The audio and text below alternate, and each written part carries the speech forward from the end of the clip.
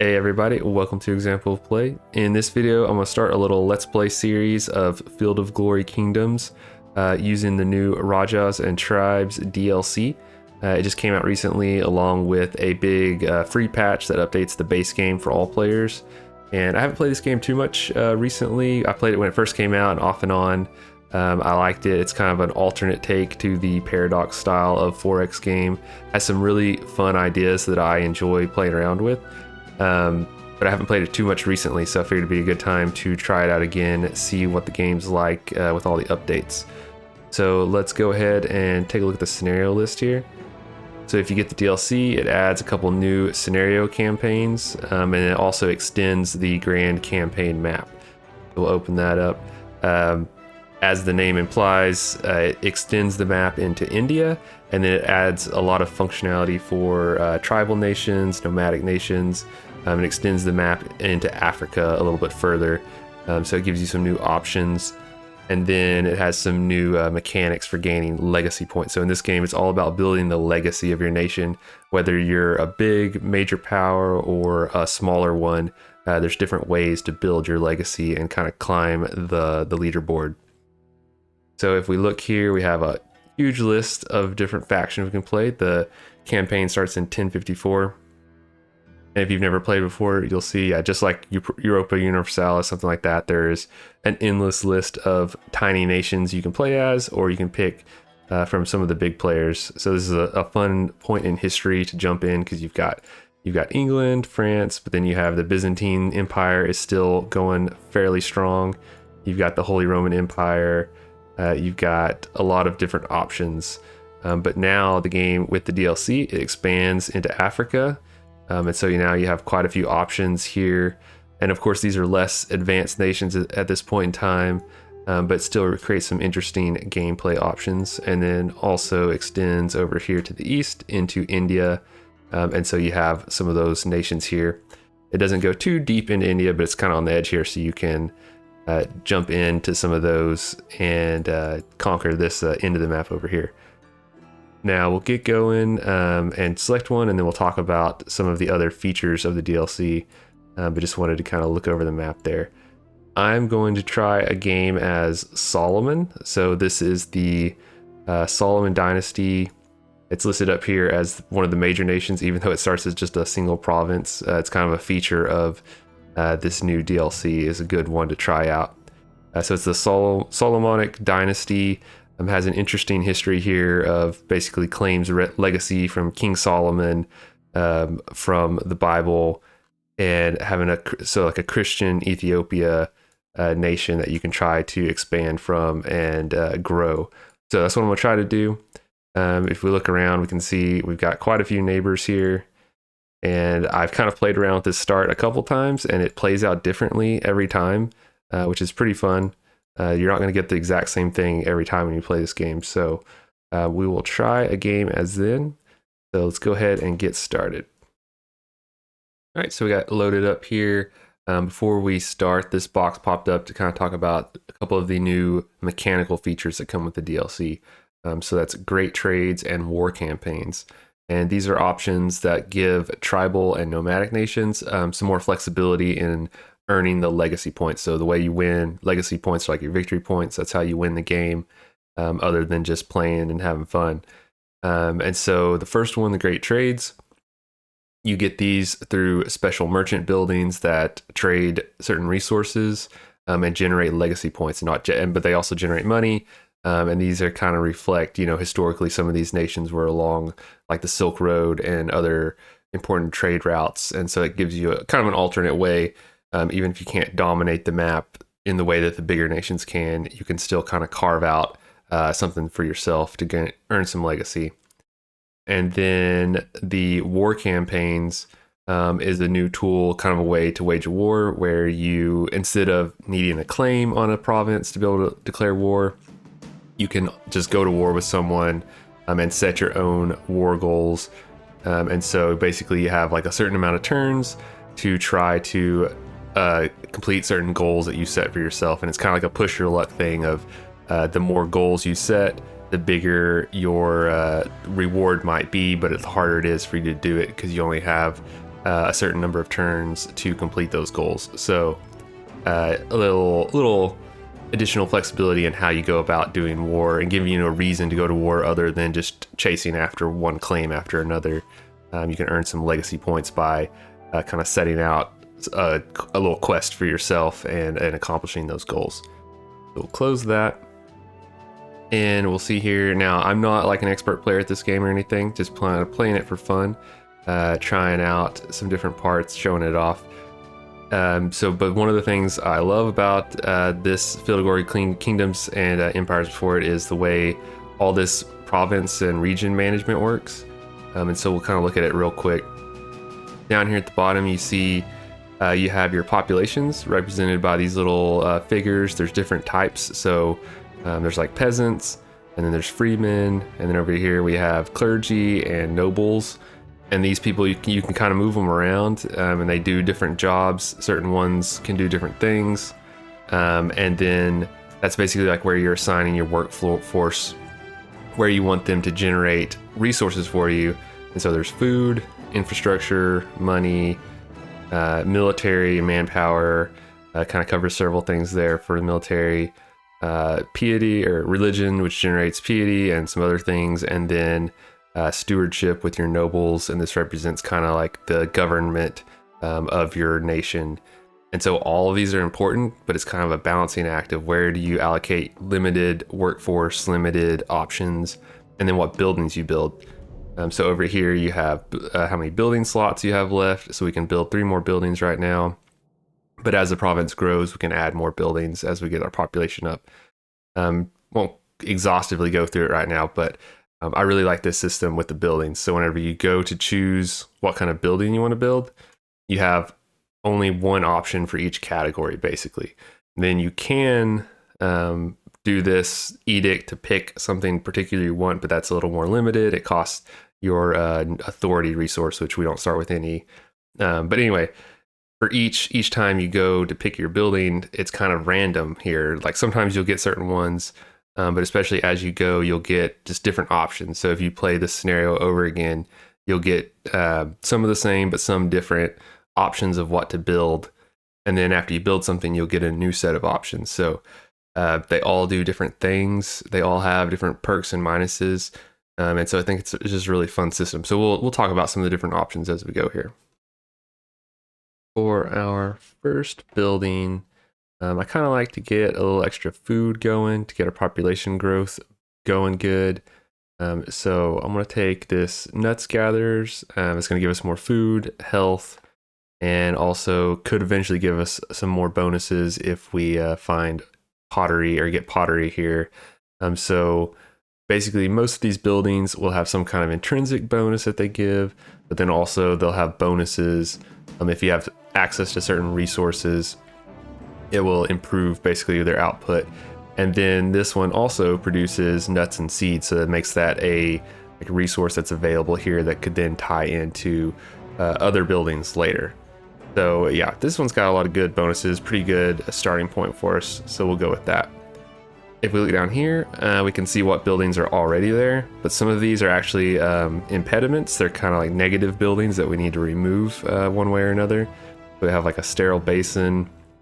It's sucking down some of our food, giving us a health negative, and but we can get rid of it eventually. There's a few different ways, but kind of the interesting thing is it lets you have the salt trader. So most of these traders, which tie into those the great trades to get legacy points, they're tied to some kind of impediment. So it kind of gives you like something to overcome to get that bonus as you go. And this one being, sterile basins allows salt trader. Salt trader gives you, eventually could give you money and legacy points, but you can't get it. Kind of you have to have the bad part to get to the good part. But we can get rid of this and keep the salt trader.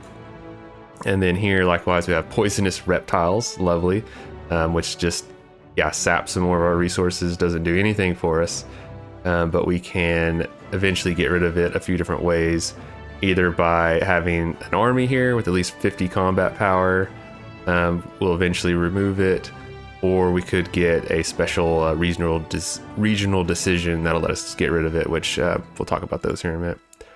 And then we have some better ones. This one's kind of interesting. We have like a slave workforce, which gives us these bonuses, but of course it's slavery, so it's got negatives as well, and it's bad for our legacy.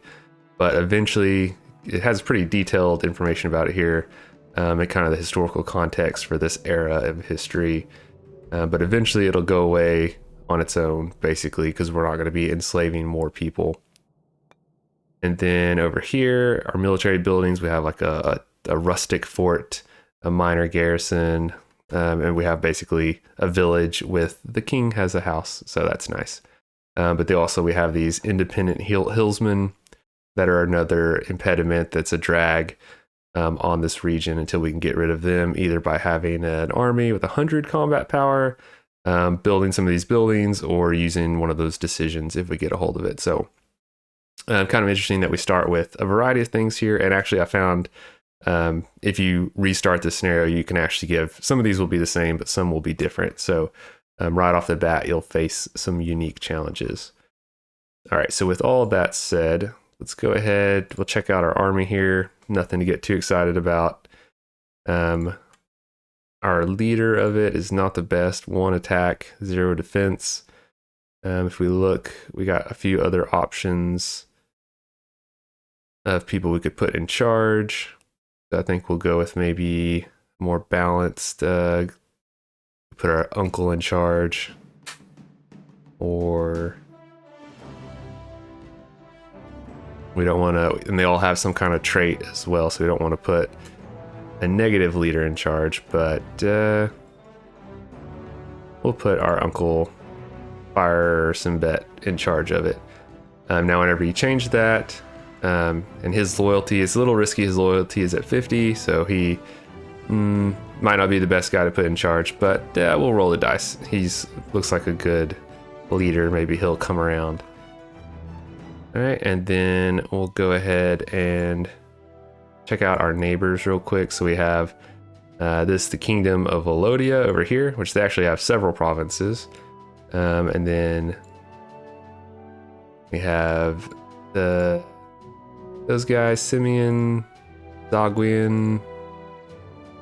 We're kind of surrounded by several other small powers. And then over here, these are kind of independent, undeveloped provinces that stretch around over here. And so we'll see if maybe those might be a target for expansion in that direction, because we are not going to be probably strong enough to take on any of our neighbors right away, at least not directly. But we'll go ahead and end this first turn. That we've got, oh wait, we should build some more forces for our army. So we do have various options for things to add for our forces, but our manpower is pretty limited right now, so we'll just build a few units. And also our money is -2 right now, so we won't go too crazy on trying to build stuff right off the bat. All right, so let's end that turn, head into turn 2. See what goes on in the world around us.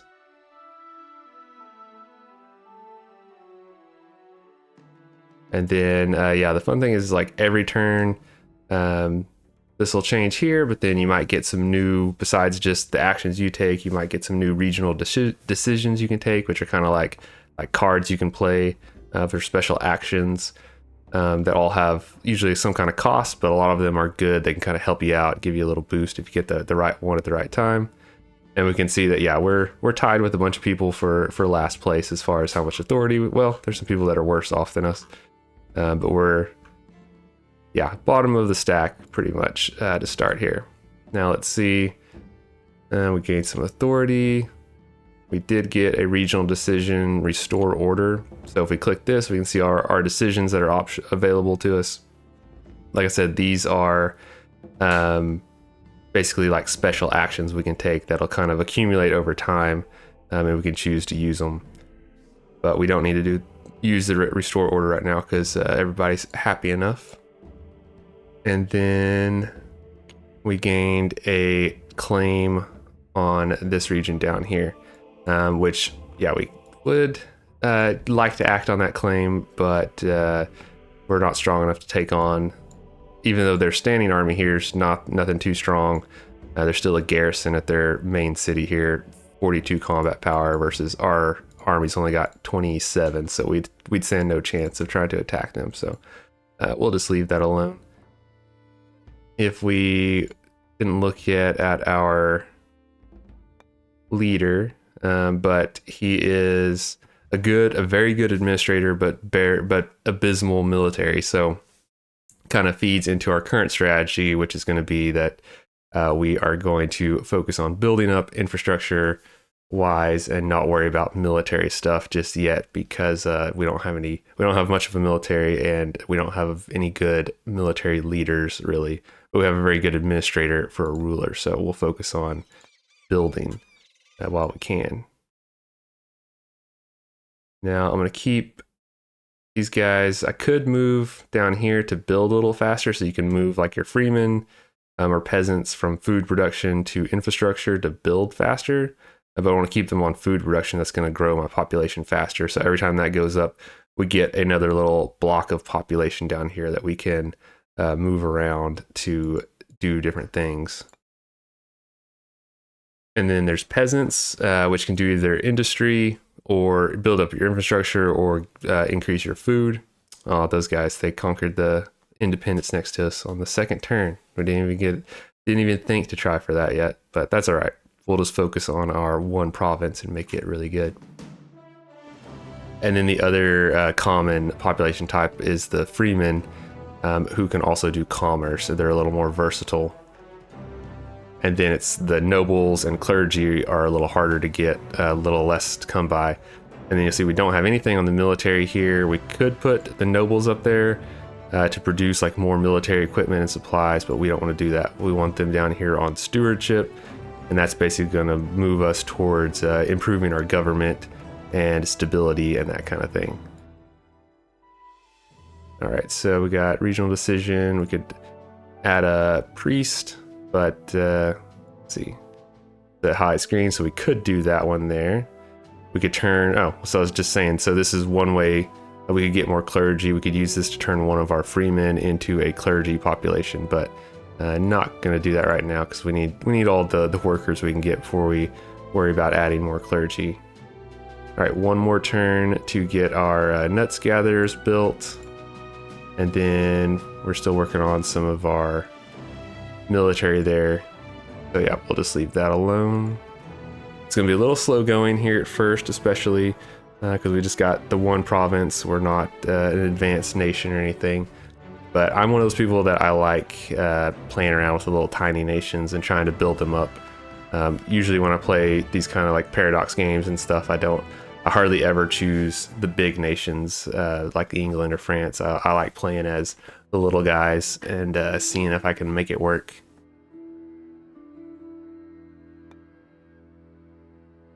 All right, so military expertise is increasing, so that's good. We need that.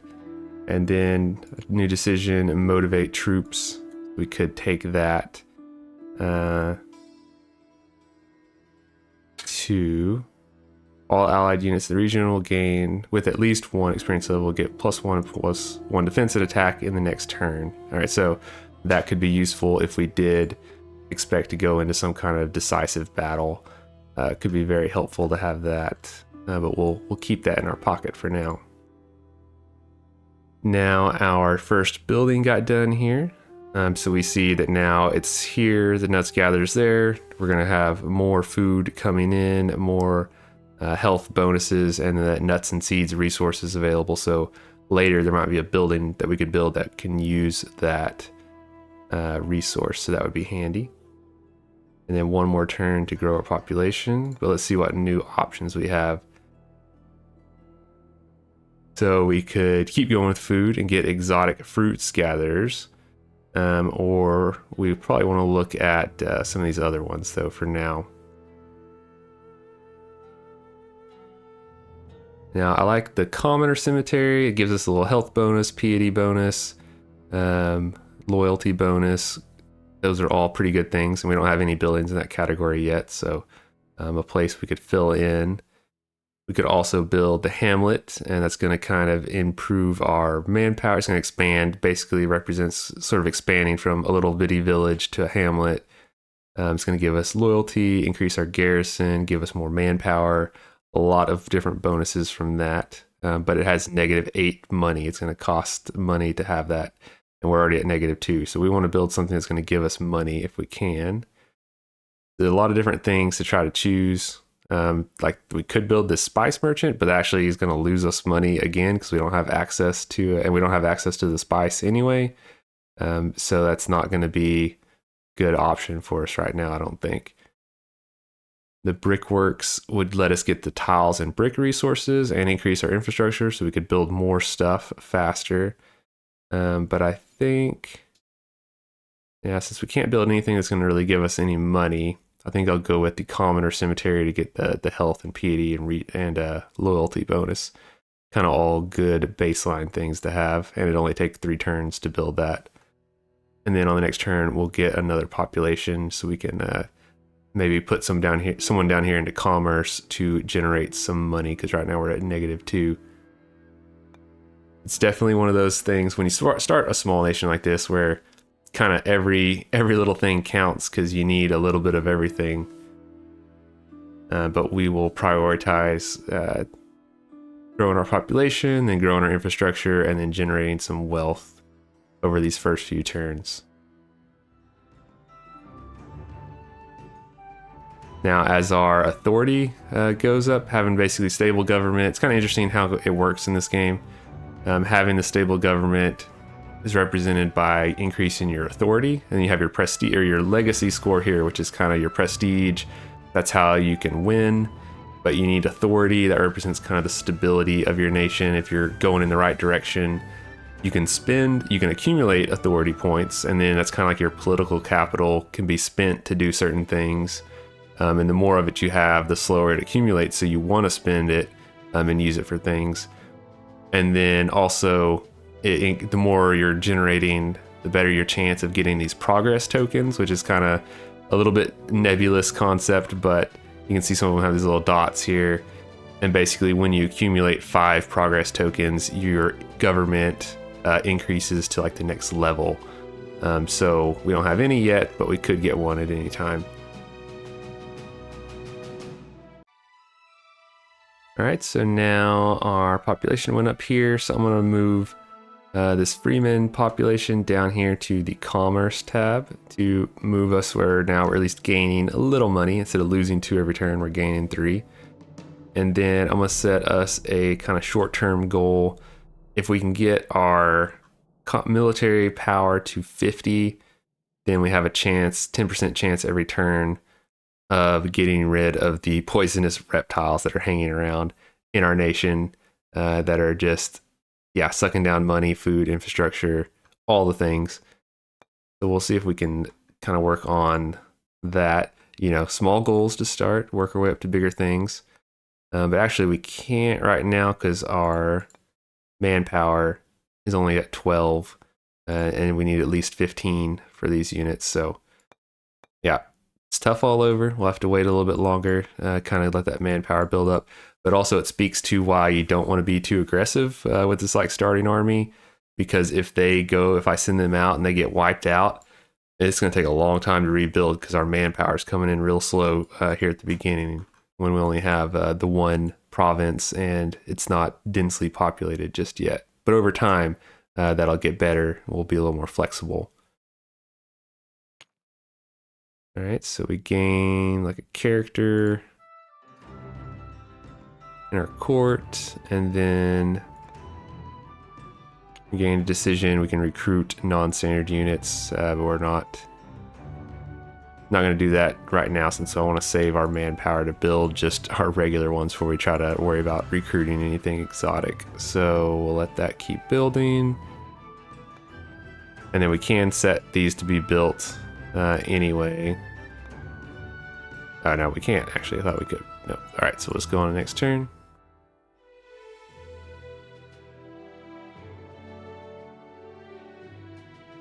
So far, the AI is not being too aggressive with us, being nice. A lot of times I've had them declare war on me early on. And I say that probably this next turn that somebody will.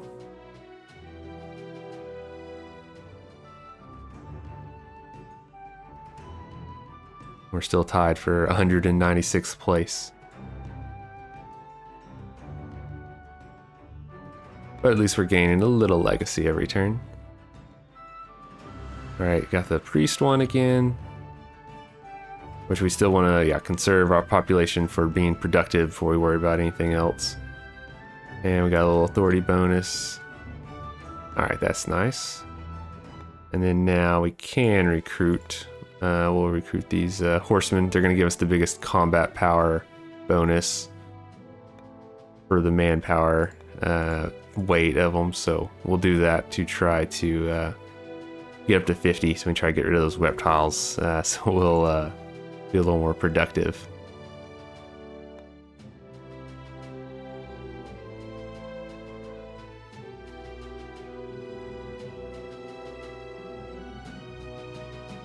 Zoom out, we can see the rest of the world is carrying on without us. It's kind of an interesting thing of we're just playing our own little game here in this corner of Africa while the whole rest of the world is out there. The bigger nations playing their bigger games. But just because ours is smaller scale does not make it easier. Alright, so we have a new sun. Very good. We got a couple heirs down there.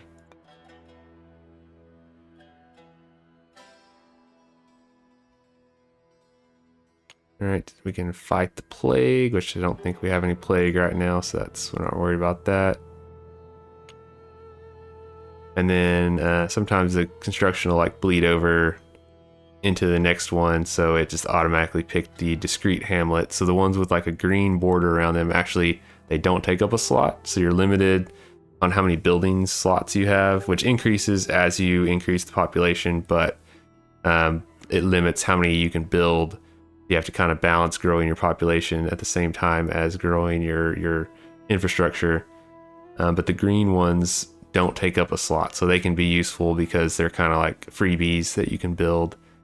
And then this one is temporary, but it gives us a bonus, a little extra fortification that eventually goes away, but only takes one turn to build. So we'll go ahead and build that and then see what else comes up. And then now our military, still at 44. So if we can get one more +6 combat power added to our force, that could be useful. But I don't want to go too heavy on just light horse. You want kind of a mix of the different unit types in your military to do well in battle. You need frontline, ranged, flankers, a little bit of everything to be the most effective you can be.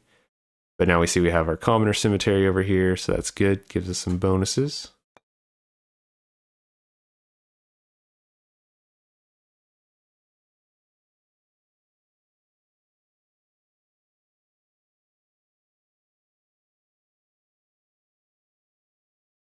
And that kingdom of Elodia next to us, they have a lot of provinces, but most of them are pretty empty. But the game suggests you to go with Solomon, so I've been trying to play as them, and it's just, it's a little tricky. If you're too aggressive at first, you can really mess up your whole game because you only have kind of the one army to start with. So got a little authority bonus, got a little extra food. No one's bothering us, we're just cruising along. Let's see what next building we can build. So I'd like to bump up either my manpower or my money. Alright, so village roads, that's always one that I like to see because that gives us just a little flat infrastructure and money bonus, and then eventually later it can be built up to better roads, but it doesn't take a slot up. So it's kind of one you want at some point. The amber merchant, we're not going to do that. The spear maker. Now the spear maker is handy because it can help us. It gives us a chance to get rid of these fierce independent hillsmen just by having the spear maker. It can then every turn there's a chance it gets rid of them, which would be good because that's gonna give us basically get rid of all these negative modifiers that are dragging us down. So that might be a good option to take, even if it doesn't give us an immediate help on our income. It's going to help get rid of that, plus do other stuff. So it gives us more equipment, which kind of when you're building units, you need manpower and equipment. Right now we have plenty of equipment, no manpower, but that does give us that option there. And then it can improve our levies, so it removes the hastily levied bonus on some units. So whenever you build some units, they basically are inexperienced, like you've just thrown them together. But if you have this, it helps whip them into shape. If we look, we have a couple other options, but that does give us a little manpower bonus, but a negative money. So I think we'll go with the Spearmaker to give us kind of long-term bonus on our military, but also get rid of these guys, which will give us basically a bonus by getting rid of all those negative modifiers. And then right now, not much else we can do. We did get another population, so I'm gonna move one of them down. Now we're getting plenty of food coming in, so I'm gonna move one of you down to infrastructure, and that'll give us these buildings faster, so we can keep building up until we use up all of our building slots.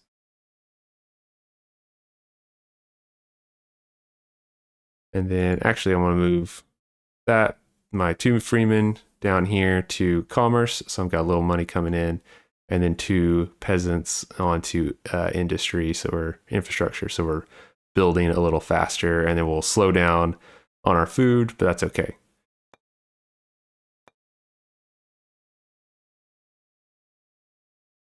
And then yeah, my goal for this series of videos is to play around, try the game out, see if we can survive and maybe form Ethiopia. So yeah, here after it loads this turn, we can look at that. Eventually, if you can expand out, there are provinces you can take control of, or regions, and so you get bonuses if you control like that whole region of different provinces, or different provinces makes up a region. We'll look at it in a second. Where is it? It's one of these. Yeah, different domains. So this is like Abyssinia. If we can take over all this area, it kind of goes together.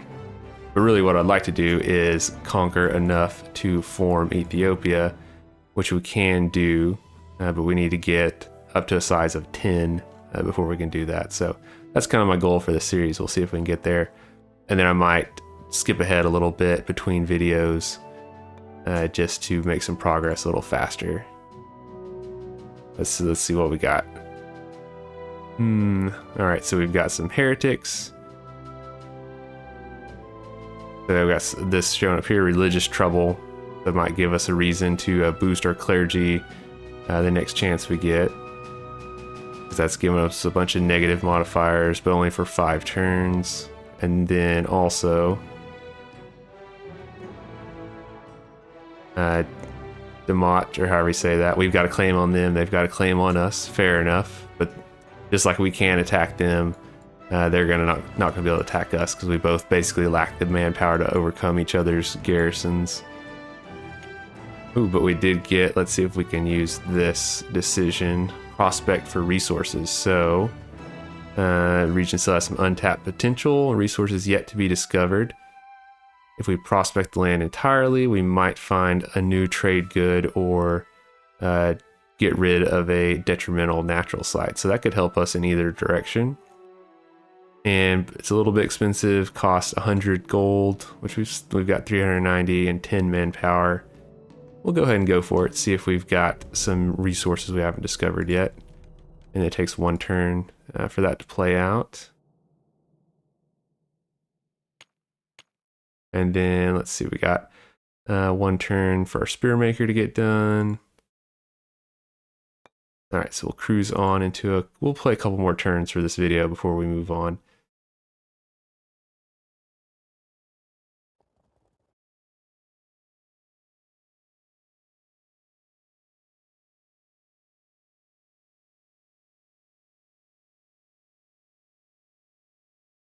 It's thinking real hard.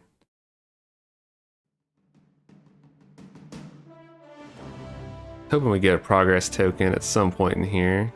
Just give us a little hope towards going up to the next form of government, which you can see like not there. here. We're a stable dynasty, and then basically we become an ascending dynasty, and then become a kingdom, and you kind of gradually go up empire and so on, but it would be quite a long time before we get to there. We got decision. We could hire a mercenary company. So mercenaries can be very useful because even if we have low manpower, we can just buy some manpower, but very expensive, cost 200 gold just to buy them, and then it costs gold to maintain them. And so we don't really have enough income right now to go for that. Now, did we get any new resources here?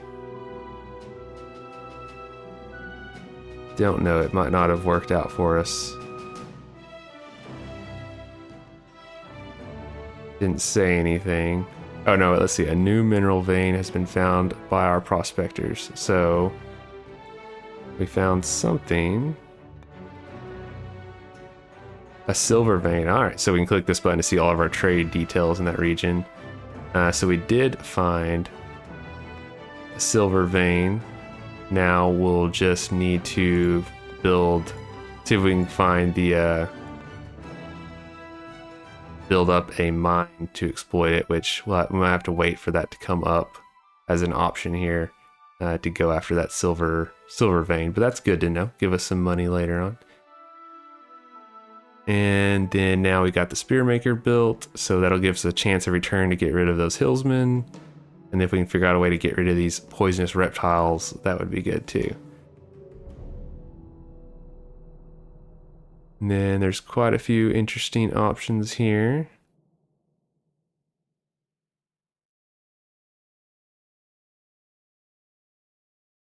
And seeing as how we're having some religious trouble, it might help us to go for this pilgrim's refuge. Gives us some bonuses. Gives us a little legacy. That might be a good choice right now. I think we'll go with that. It only takes 2 turns to build. And then, yeah, we can't really build anything else.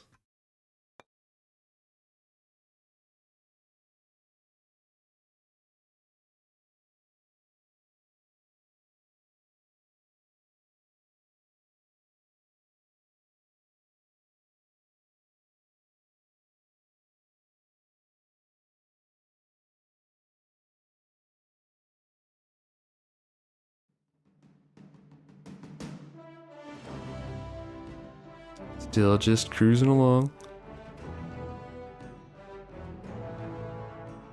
All right, so now we got some diplomacy here. I haven't engaged in any diplomacy yet, but Agame, however you say that, they've proposed we cooperate with each other. I wonder, where are they? They're over here, so they're not our direct neighbor, but they're across the way with one other nation in between us. We could cooperate with them. That sounds good. If we accept this, we're not necessarily aligning with them. We're just building up a relationship, which could lead to more later, some trading opportunities, some intelligence. All sounds pretty good. No big obligation on us, so I think we'll agree to that. And then maybe we should engage in some other diplomacy. We haven't done that yet. Maybe likewise, these guys are not directly next to us, but maybe we could be friends with them.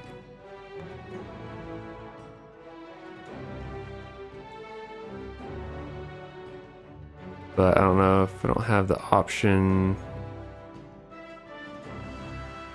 of doing cooperate. I can make an alliance, but I don't want to do that. Well, okay, here we go, cooperation.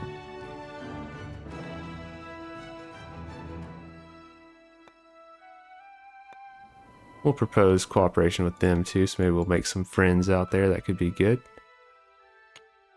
And we got the option to spy on our nobility. We can learn what their loyalty is. So some of our people in our court, we don't necessarily know how loyal they are. But that costs 50 gold. We don't want to spend our resources on that just yet. We'll hope that we can trust everybody still right now. All right, so I think I might pause it for this video at this point. And again, I'm not like an expert player on this game or anything. Just wanted to try it out and play it some. And yeah, I know it's kind of slow going here at first, but we are gaining some more buildings. And once we kind of get our baseline going, get rid of these negative modifiers, and then start building up our manpower and gold reserves and make some diplomatic ties. Hopefully we'll get strong enough we can start conquering some of our neighbors. And we do have a claim against these guys, so I'd like to go after them, but I just can't yet because they've got their army is not quite as powerful as ours, but even if we took them out, we can't fight the garrison, and we'll need quite a bit of a stronger force to do that. And then I was thinking about going after these independents next to us, but the Kingdom of Olodia snagged them on like turn 2. They were pretty aggressive and grabbed that, so we'll have to look elsewhere. But in the next video, we will keep building up, and then we'll see if we can do a little conquering. But yeah, Field of Glory Kingdoms, a really fun game. Definitely kind of an alternate 4X game. I just like playing around with the buildings, really. That's my favorite part of the game, is playing around here with the buildings and the bonuses. And as you go, there's more and more of the little bonus resources and trade and stuff, and they all combine together. Kind of has like a board game feel of getting like a bunch of different bonuses together to get to be as efficient as possible. And you can kind of like, there's a strategy to it, but also it's random what buildings you get access to. So you have to kind of make do with what comes available to you. So it's I like that. And then the regional decisions that you get something new every turn, but it's always, you don't know what you're going to get, so you have to kind of play the hand you're dealt each time, which is fun. And then this is just playing around with one province, and then as you go, you're basically doing that on a bigger and bigger scale. It might be more exciting in some ways to play some of the bigger nations, but like I said, I'm kind of a sucker for grabbing a little tiny nation in an unknown corner of the world and seeing if I can make it work with them. So we'll see if by the end of the series we can form Ethiopia or not. That'll be our goal. But thanks for watching. I hope you enjoyed it. If you were interested in this game or just wanted to watch some gameplay of it, and I'll see you next time. Bye.